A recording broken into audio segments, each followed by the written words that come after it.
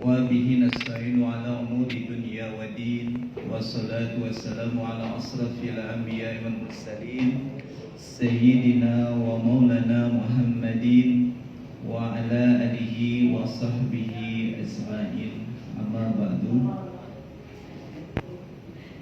قال الله تعالى في كتابه الكريم أعوذ بالله من الشيطان الرجيم بسم الله الرحمن الرحيم والعصر إن الإنسان لفي خسر إلا الذين آمنوا وعملوا الصالحات وتواصوا بالحق وتواصوا بالصبر. Pertama-tama mari kita panjatkan puji syukur kita kehadap Allah Subhanahu wa taala yang mana di bulan Syawal minggu kedua ini kita kembali bisa bersama melaksanakan kajian rutin di Jumat pagi yang mudah-mudahan Allah Subhanahu wa taala selalu melimpahkan rahmatnya dan taufiknya serta hidayah inayahnya kepada kita semua jemaah Majelis Taklim kantor BRI Cabang Bekasi. Tak lupa kita sanjungkan sholawat serta salam ke junjungan kita Nabi besar Muhammad sallallahu alaihi wasallam, kepada keluarga, sahabat serta kita umatnya yang mudah-mudahan mendapatkan syafaatnya di yaumil uzlah nanti. Amin amin ya rabbal alamin. Yang saya hormati pimpinan cabang BRI Bekasi Bapak Wisnu Adi beserta keluarga, yang mudah-mudahan beliau dan keluarga selalu diberikan kesehatan. Amin ya rabbal alamin. Yang saya hormati dan saya muliakan Gurunda, guru kita semua Bapak Kiai Muhammad Sultan. Yang saya hormati Bapak Ibu hadirat wal hadirin yang berkenan hadir di pengajian Jumat pagi hari ini. Mari sebelum pengajian dimulai, mari sama-sama kita bacakan suratul Fatihah untuk keluarga kita, orang tua kita, sahabat kita, jami'il muslimin wal muslimat, mu'minin wal mu'minat, bimasyarikil ardi ila magharibiha fi bariha. Mudah-mudahan yang sedang sakit diangkat penyakitnya, yang susah dilimpahkan rezekinya, yang sedang ada bermasalah dicarikan solusinya. Ala hadiniyah waliniyatin salihul yasalhum al-fatihah. A'udzubillahi minasyaitonir rajim. Bismillahirrahmanirrahim. Alhamdulillahi rabbil alamin. Arrahmanir rahim. Maliki yaumiddin. Iyyaka na'budu wa iyyaka nasta'in. Ihdinas siratal mustaqim. Siratal ladzina an'amta 'alaihim ghairil maghdubi 'alaihim waladdallin. Mari kita sama-sama kita simak dan kita dengarkan tausiah dari guru kita Bunda Bapak Kiai Muhammad Suhan. Kepadanya waktu dan tempat kami persilakan. Allahumma shalli ala sayyidina Muhammad. Assalamualaikum warahmatullahi wabarakatuh. Waalaikumsalam warahmatullahi wabarakatuh. Bismillahirrahmanirrahim. Alhamdulillahi rabbil alamin. Wa bihi nasta'inu ala umurid dunya waddin. Wassalatu wassalamu ala asyrafil anbiya'i wal mursalin, sayyidina wa habibina wa syafi'ina wa qurrati a'yunina wa maulana Muhammadin wa ala alihi wa ashabihi wa dhurriyyatihi ajma'in, amma ba'du. Asyhadu an la ilaha illallah wa asyhadu anna Muhammadar Rasulullah wa ufawwidu amri ilallah. Innallaha basirun bil ibad. Hasbiyallahu la ilaha illa huwa alaihi tawakkaltu wa huwa rabbul arsyil azim. Qala Allah ta'ala fi kitabihil karim hikayatan an nabiyillahi Musa alaihi salam. Rabbi syrah li sadri wa yassir li amri wahlul 'uqdatam min lisani yafqahu qawli. para alim, para asatid, para asatidah, para bapak dan ibu sekalian, hafidhoni wa hafidhakumullah. Wabil khusus Bapak Pinca, Bapak Wisnu Aji Wibowo, yang semoga beliau beserta pekerja BRI yang lainnya, Anda semua, kita semua, semoga selalu dalam naungan rahmat, barokah, perlindungan serta bimbingan Allah Subhanahu wa taala. Amin. Allahumma amin insyaallah. Allahumma inna nas'aluka ilman nafi'a wa rizqan thayyiba wa amalan mutaqabbala wa fatahallahu lana futuhal arifin. Allahumma inna na'udzubika min ilmin la yanfa' wa amalin la yurfa' wa qalbin la yakhsha' wa du'ain la yusma'. Allahumma ati anfusana taqwaha wa zakkiha anta khairu man zakkaha anta waliyuha wa maulaha. Amin. Allahumma amin insyaallah. Bapak Ibu sekalian, hafizani wa hafidhakumullah. Karena masih dalam suasana Syawal, saya mau sampaikan taqabbalallahu minna wa minkum. Semoga Allah terima amal ibadah kita semua, wabil khusus selama bulan Ramadan kemarin, sehingga mudah-mudahan saat ini dan seterusnya kita termasuk dalam golongan orang-orang yang bertakwa. Amin. Allahumma amin insyaallah. Dan ada pepatah Arab yang mengatakan man katsura kalamuhu katsura khata'uhu. Orang yang banyak ngomongnya banyak salahnya. Nah, di kegiatan kita ngaji ini yang paling banyak ngomongnya saya.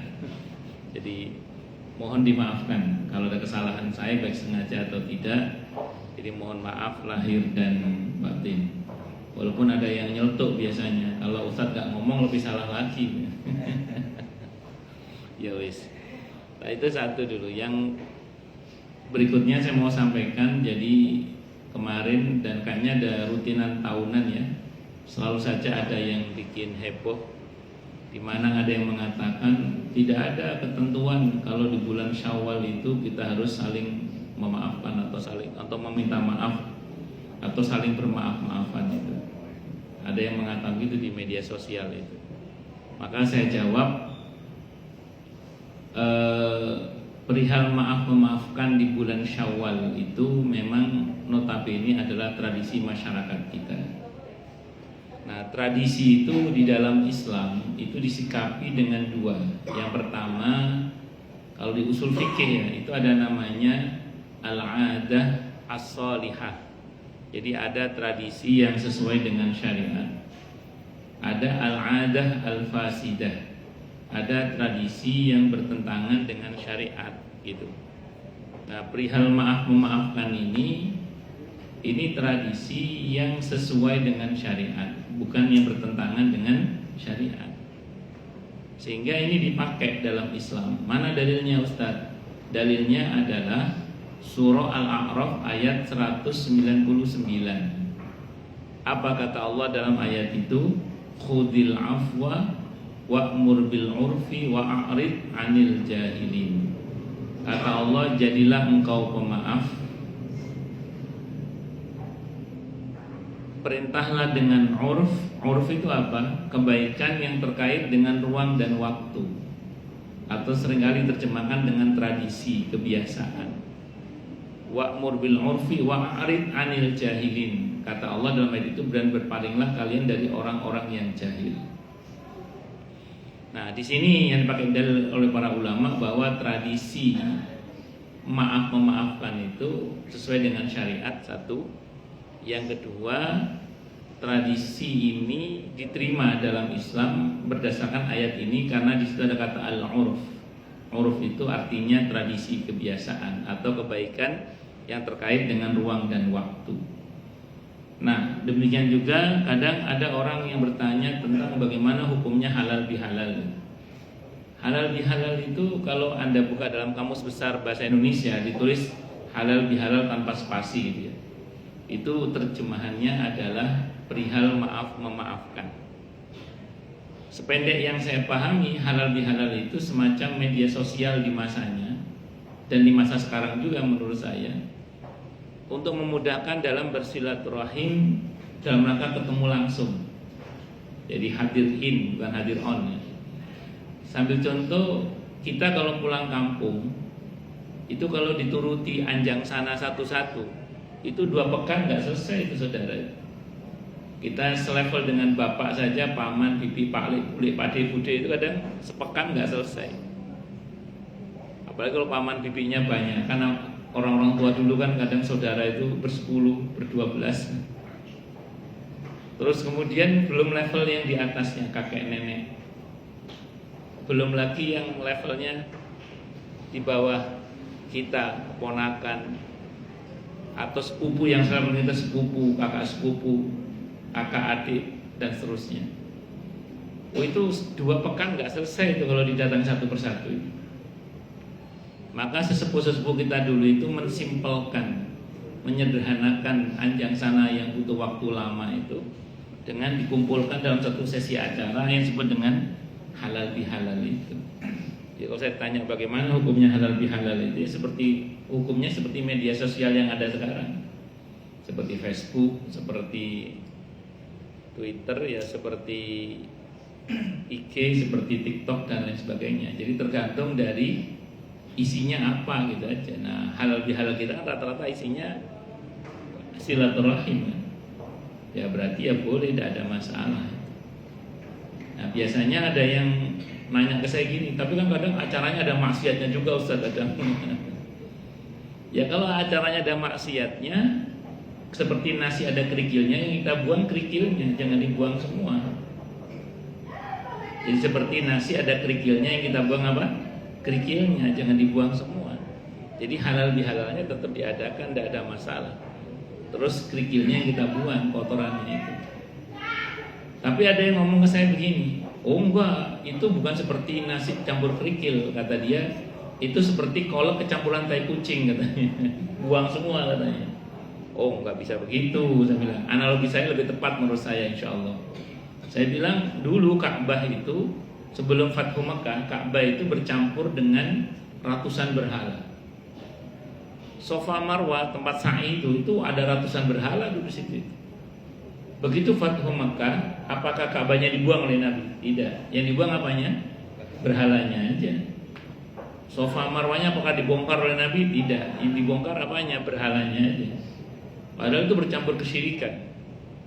Apalagi cuman bercampur dengan kemaksiatan yang notabene dibawa kesyirikan. Jadi jangan dibuang semua.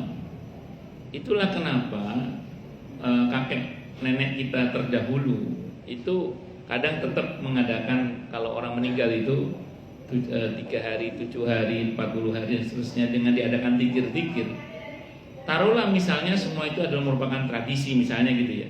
Kita mesti paham urat sejarahnya ya.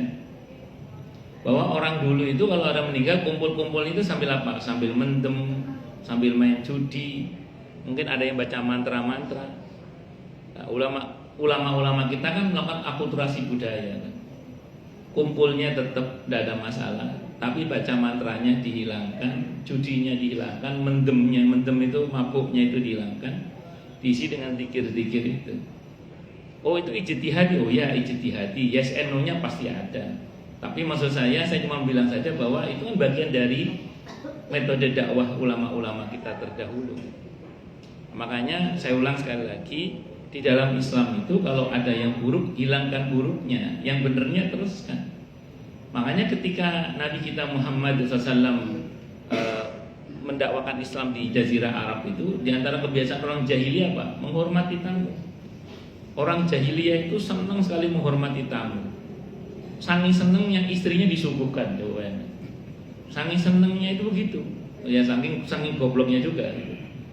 Nah, terus dikasih minuman keras macam-macam itu lawan. Nah, Islam datang semangat menghormati tamunya nggak dihilangkan. Cuman cara menghormati tamunya yang diatur dalam syariat. Jadi diatur dengan cara yang benar dan baik, tidak hanya baik tapi juga benar. Itu seperti itu. Dan masih banyak lagi lah hal-hal yang lainnya yang kemudian yang perlu kita pahami bahwa tidak semua tradisi itu ditolak dalam Islam. Memang ada 2 kubu ya menurut saya, yang menurut saya ini dua-duanya ekstrim dan salah menurut saya, sependek yang saya pahami. Yang pertama ekstrim kanan, jadi semua tradisi dihabisi. Ini bertentangan dengan kaidah tarkul adah adawah. Orang meninggalkan tradisi itu akan memunculkan permusuhan di tengah-tengah masyarakat. Maka Islam tidak seperti ini. Nah, ada yang kedua, pemaruk dengan tradisi. Semua tradisi diterima. Tidak peduli itu tradisi yang mungkin bertentangan dengan syariat. Ini juga salah juga. Yang betul ya tadi yang tengah-tengah itu. Jadi tradisi diterima asal sesuai dengan tuntunan syariat. Ditolak kalau bertentangan dengan syariat. Bahkan ulama-ulama kita dulu itu punya pemikiran bagaimana menundukkan tradisi yang tidak sesuai dengan syariat agar sesuai dengan syariat. Ya tadi contohnya tahlilan itu. Itu yang tadinya tidak sesuai dengan syariat ditundukkan agar sesuai dengan ketentuan syariat. Itu seperti itu. Allahu Akbar. Nah, itu namanya upaya untuk menundukkan tradisi agar sesuai dengan tuntunan syariat. Nah, maka ini saya sampaikan biar nanti kalau ada yang ngomong gini gitu berkaitan dengan masalah tradisi itu Anda tahu jawabannya. Nah, yang perlu dipahami juga perihal maaf memaafkan ini kan sebenarnya bagian dari taubat ya. Ini bagian dari taubat. Karena taubat itu dari kata taba yatubu taubatan artinya kembali. Kembali kemana? Kembali kepada Allah Subhanahu wa ta'ala. Kembali kepada Allah Subhanahu wa ta'ala. Nah, taubat ini kalau hubungannya langsung dengan Allah itu cukup satu dengan al-iqla', konkret meninggalkan perbuatan maksiat yang dimaksud. Yang kedua an-nadam, menyesal. Yang ketiga al-azam, komitmen untuk tidak mengulangi lagi. Kata Al-Imam An-Nawawi rahimahullah, tiga ini kalau kita penuhi, dengan Allah urusan kita beres sudah. Tapi menjadi tidak selesai kalau ada hakul adami.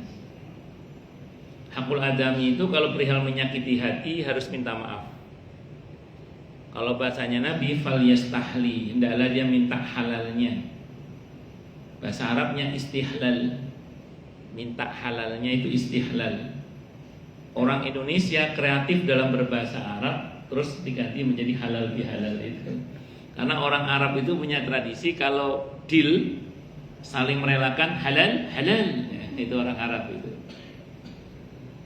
Karena orang Indonesia itu memang kreatif dalam berbahasa Arab.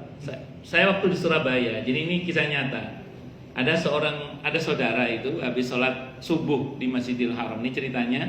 Saya masih di Surabaya. Jadi ada saudara habis sholat subuh di Masjidil Haram. Ceritanya itu. Begitu keluar Masjidil Haram, dia mampirlah di kafetaria sekitar Masjidil Haram mau minum kopi itu. Ditanya oleh karyawannya itu. Kalau sekarang karyawannya banyak orang Sunda, orang Madura, orang Jawa. Jadi kita nggak usah khawatir. Kalau dulu mungkin masih banyak orang Arabnya atau orang Bangladesh. Ditanya, "Ishqahwa, mau minum kopi apa?" Kata saudara saya itu, "Wah, kopi panas sih bahasa Arabnya apa toh?" Dia mikir kopi panas itu bahasa Arabnya apa? Dia bilang. Ditanya lagi, "Ishqahwa, mau kopi apa?" Akhirnya saudara saya itu jeplak. Qahwa jahannam. Maksudnya kopi panas. Maksudnya kopi panas. Kan katanya qahwa harrah kan, kopi yang panas. Ini enggak, qahwa jahannam. Kalau sekarang alhamdulillah kalau kita keliling di pasar sekitar Masjidil Haram atau Nabawi itu orang Arabnya pun bisa bahasa Jawa sekarang. Saya itu mau beli peci itu. Itu orang pelayannya orang Arab itu orang Arab atau orang Arab Mesir atau orang mana itu ngitung setong dua telok, bahasa Madura bisa, nggak cuma siji loro telu atau bahasa Sunda itu. Ya Allah, sekarang kita nggak usah kursus bahasa Arab sudah bisa ke sana. Kalau dulu kan masih begitu, qahwa jahannam, maksudnya kopi panas. Nah ini istilah halal bihalal itu dari perintahan bermuasal barangkali ya dari istilah yang Nabi gunakan agar kita itu fal yastahli, yaitu melakukan istihlal, minta maaf. Kalau orang yang mau kita mintai maaf sudah tidak ada, bagaimana Ustaz? Misalnya dia meninggal atau fitnahnya terlalu besar, kita mau minta maaf tapi fitnahnya terlalu besar. Apa misalnya mantan misalnya. Sementara Anda punya suami, kalau mau minta maaf takutnya mantannya kayaknya dia masih ngarep sama saya. Takut fitnahnya besar kan? Karena bagaimana kalau begini? Kata Imam Al-Qurtubi, Imam Nawawi rahimahullah mengatakan, mintakan ampun kepada Allah untuk mereka. Mintakan ampun kepada Allah untuk mereka. Makanya Imam Ghazali itu di dalam kitab Minhajul Abidin itu membuat satu sigat istighfar yang bunyinya itu Astaghfirullahaladzim li wali walidayya wa li ashabil huquqil wajibati alayya wa li jami'il muslimina wal muslimat wal mu'minina wal mu'minat al ahya'i minhum wal amwat. Itu ada. Dan untuk orang-orang yang kepada mereka hamba punya kewajiban untuk minta maaf. Itu wali ashabil huquqil wajibati alayya. Kalau ada hak yang diambil, kembalikan. Kalau orang yang mau kita kembalikan haknya ternyata udah ngajar si mana rimbanya, misalnya zaman dulu kita di kampung masih sekolah, beli sama pipi kantin beli kerupuk 5 bayar 3 misalnya, atau ngutang sama teman nggak bayar, teman kita nggak jelas si mana rimbanya misalnya. Gimana kalau begitu? Kalau kata Imam Al-Qurtubi rahimahullah, sedekah atas nama mereka. Tapi kalau ketemu tetap aja bayar kalau ketemu. Sedekah atas nama mereka. Kata Imam Al-Qurtubi tidak ada khilaf di antara para ulama. Ini sudah Allah ampuni dengan cara begitu. Dengan cara begitu sudah Allah ampuni. Itu kata Imam Al-Qurtubi, tidak ada khilaf di antara para ulama. Walaupun nanti memang ada jenis-jenis dosa tertentu yang harus bayar denda ya. Seperti melanggar sumpah, melanggar nadar, itu nggak cukup hanya tobat. Tapi ada dendanya. Dendanya diatur oleh Allah di surah Al-Maidah ayat 89. Yaitu memberi makan 10 orang miskin, atau memberi pakaian mereka, atau memberikan budak, atau puasa 3 hari tidak harus berturut-turut, atau bersenggama dengan istri saat istri haid. Itu nggak cukup hanya dengan tobat. Al istri nifas, maka tidak cukup hanya dengan tobat. Tapi kalau kata Imam Nawawi ada dendanya. Dendanya itu bayar setengah dinar. Wah, sekarang dinar lagi mahal ya. Itu seperti itu. Nah, demikian juga ketika melanggar sumpah, melanggar beberapa perbuatan dosa tertentu, itu tidak cukup hanya dengan taubat, tapi dengan membayar dendanya.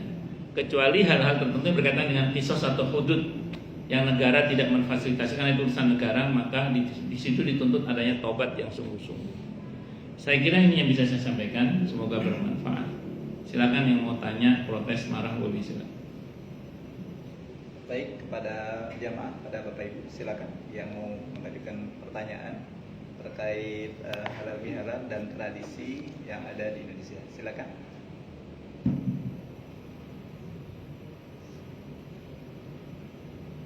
Ada yang bertanya? Jelas semua atau tidak jelas semua terkait kajian hari ini, pembahasan untuk halal bihalal. Ada pertanyaan? Kalau kita minta maaf atau punya hutang lagi sekolah gitu, tapi namanya lupa itu Pak Ustadz, harus disebutkan namanya atau hanya niat untuk orangnya? Kayak kita ingat gitu. Bagus. Saran saya bilangnya gini aja, ya Allah, pokoknya pada sebagian sedekah hamba ini saya niatkan untuk orang-orang yang kepada mereka hamba punya kewajiban mengembalikan hak. Gitu aja. Nah, makanya kan ada Islam muslimin muslimat itu dalam rangka untuk mengakomodir takutnya kita lupa itu. Jadi kalau kita sedekah, bilang aja sama Allah, pokoknya pada sebagian sedekah hamba ini semoga pahalanya untuk orang-orang yang kepada mereka hamba punya kewajiban untuk mengembalikan hak. Nah, saya kira itu. Allah alam bisawab. Insyaallah. Ada lagi? Baik, apabila tidak ada, karena nanti ada pemaparan dari tim RFT untuk target primo, kita tutup dulu dengan doa. Setelah tutup dengan doa kepada jamaah untuk tidak meninggalkan tempat karena ada pemaparan dari tim FO. Kita tutup dulu. Oke, baik, kita tutup dengan doa. Mudah-mudahan kajian kita bisa bermanfaat, mubarakah di dini wa dunya wal akhirah untuk kita, keluarga kita dan seluruh umat Islam semuanya. Dan mudah-mudahan kita semua dijadikan oleh Allah sebagai orang-orang yang sukses dunia akhirat, selamat dunia akhirat, bahagia dunia akhirat, dan dipermudah setiap urusan kita oleh Allah di dini wa dunya wal akhirah. Semoga Allah limpahkan hidayah selalu untuk kita. Semoga Allah tingkatkan selalu hidayah untuk kita, dan semoga Allah berikan hidayah untuk siapapun yang melihat kita. Subhanakallahumma bihamdika asyhadu an la ilaha illa anta astaghfiruka wa atubu ilaik. Sallallahu alaihi Muhammad wa ala alihi wasallam. Saya mohon maaf. Wassalamualaikum warahmatullahi wabarakatuh. Waalaikumsalam warahmatullahi wabarakatuh. Terima kasih pada jamaah yang sudah berkenan hadir. Sampai berjumpa.